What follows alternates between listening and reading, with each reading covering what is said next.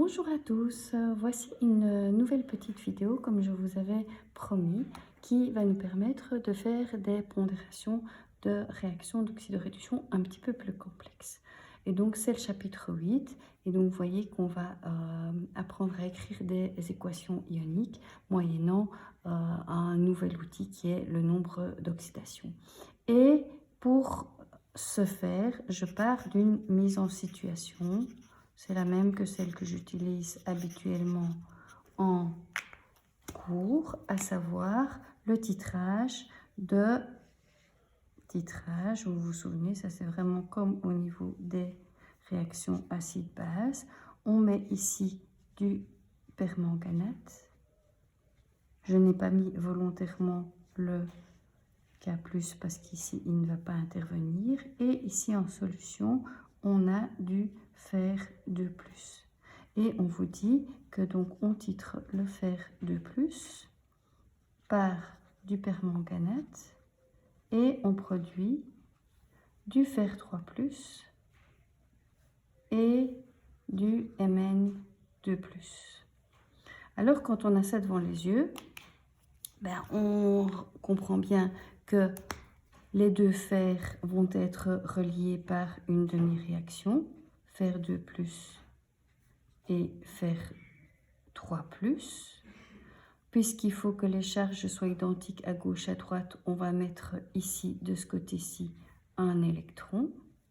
Donc lui, c'est l'oxydant et lui, c'est le réducteur. En dessous, on aura donc le permanganate qui va produire du Mn2+. Et c'est là où les questions ont commencé à se poser parce que c'est pas possible de pondérer. Si je rajoute des électrons, je peux essayer, mais je vais toujours avoir mon oxygène qui va m'ennuyer. Et donc, la seule chose qu'on sait ici, c'est que on va devoir rajouter des électrons de ce côté-ci, puisque mes électrons au niveau du fer sont par là, et je sais que je dois pouvoir les simplifier. Mais à part ça, je ne sais pas combien, et je ne sais pas quoi faire avec l'oxygène. Donc, pour pouvoir résoudre ce problème, on va ouvrir trois boîtes à outils en réalité. Et donc, la première, c'est la première boîte à outils. Voici, j'ai préparé des feuilles pour que ce soit plus facile. La première boîte à outils, c'est le nombre ou l'étage d'oxydation. Alors, dans le manuel, ils utilisent beaucoup le nombre d'oxydation. Moi, j'utilise souvent l'étage d'oxydation parce que c'est comme ça que je l'ai appris. Et en fait, dans le manuel, ils utilisent le symbole NO. Et moi, O, ça veut dire la même chose. Ce que j'aime pas dans NO, c'est que c'est aussi une molécule chimique. Et donc, pour moi, ça me pose un peu problème. Qu'est-ce que c'est? En réalité, c'est un truc un peu bizarre, un peu abstrait, qui, en fait, c'est la charge réelle ou fictive d'un atome. Que cet atome soit seul, dans une molécule ou dans un ion. Alors, je vous ai préparé, et je vous ferai un scanner de cette feuille pour vous l'envoyer, pour que vous voyez toutes les différentes choses. Quand on parle de la charge fictive d'un atome, s'il s'agit d'un atome seul, eh bien, sa charge réelle, c'est 0. Donc, l'étage d'oxydation de cet atome sera 0.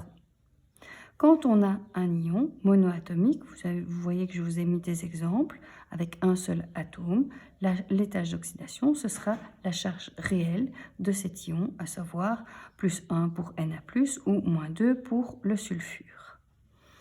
Par contre, on peut retrouver aussi les atomes dans différents types de molécules ou d'ions. Ici, j'ai d'abord pris les molécules monoatomiques, donc avec un seul atome, style H2, O2, Cl2, N2, Br2, tous ces atomes-là, toutes ces molécules-là sont constituées d'un seul atome, puisque c'est une molécule, elle n'a pas de charge. Donc la somme, vous vous rappelez, ce petit symbole que j'utilise souvent, ça veut dire la somme des étages d'oxydation est égal à 0. Donc, chaque atome dans ces molécules-là aura aussi un étage d'oxydation qui sera égal à 0. Dans les molécules polyatomiques, donc avec différents atomes, style H2O, HNO3, H2SO4, peu importe, ce que vous devez retenir dans un premier temps, c'est que la somme de tous ces étages d'oxydation sera égale à 0, puisque la molécule, elle est neutre. Par contre, quand j'ai un ion polyatomique, donc style SO4 2-, ici j'ai mis aussi l'hypochlorite, j'aurais pu mettre n'importe quel autre ion, là, la somme des étages d'oxydation sera égale à la charge de l'atome. Donc ici, pour le sulfate, ce sera -2 ou ce sera -1 pour l'hypochlorite. Maintenant, quand on vous demandera les étages d'oxydation des atomes, on ne demandera pas les étages d'oxydation d'une molécule ou d'un ion, mais de chaque atome au sein de ces molécules et ces ions. Pour ça, il y a des petits trucs. Donc, vous saurez il faudra retenir ça, que les alcalins, première famille, l'étage d'oxydation, quand il est dans une molécule, sera toujours +1. +2 pour l'alcalino-terreux, +3 pour les terreux. -1 pour les halogènes, donc c'est les avant-derniers dans le tableau périodique. L'hydrogène toujours +1, l'oxygène toujours -2. Sauf dans H2O2, où là, exceptionnellement, l'oxygène aura un étage d'oxydation de -1.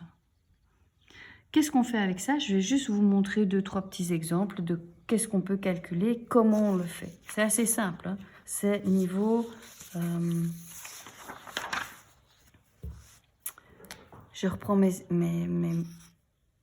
SO4 2-, je sais 2-, je sais que l'oxygène, il est -2, que je l'ai 4 fois, donc ici, ça me fait -8.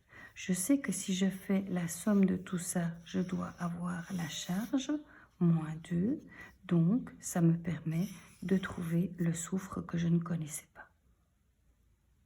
De la même façon, si j'ai HNO3, l'hydrogène +1, l'oxygène -2 fois 3, je sais que tout ceci doit être égal à 0 puisque je suis dans le cadre d'une molécule, donc je peux trouver l'étage d'oxydation de l'azote.